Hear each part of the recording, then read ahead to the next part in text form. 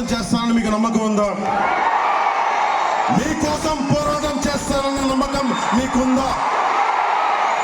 మీకోసం నేను కూటమి ప్రభుత్వంలో నేను మీ గొంతునవుతాను, మీ గళాన్ని అవుతాను, మీ గుండెనవుతాను, మీ గుండె చప్పుడును అవుతాను.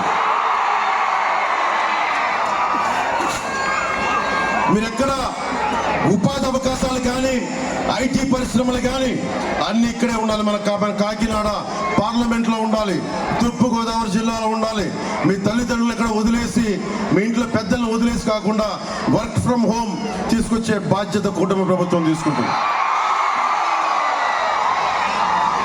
నేను చంద్రబాబు గారికి మొన్న సభలో మాట్లాడుతూ ఒకటే చెప్పాం, మనందరం మీరు ఏ కులం, వైఎస్ జగన్ మొత్తం మార్చేశాడు, దోచేశాడు. ఇవన్నీ భవన నిర్మాణ కార్మికుల సంక్షేమ నిధి నుంచి భవన నిర్మాణ కార్మికుల భవిష్యత్తును తీసేశాడు.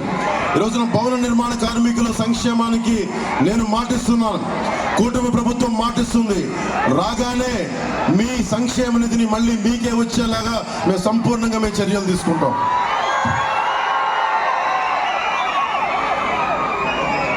అలాగే 76 మన కాకినాడ రూరల్లో నాకు లెటర్ వచ్చింది.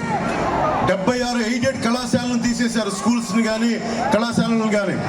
తిరిగి వాటిని పునరుద్ధరించమని కోరుతా ఉన్నారు వైఎస్ జగన్. ఎందుకంటే మనకి ఎయిడెడ్ కాలేజీల్లో స్కూల్స్లో దాతలు స్థలాలు ఇచ్చి డబ్బులు ఇచ్చి పేద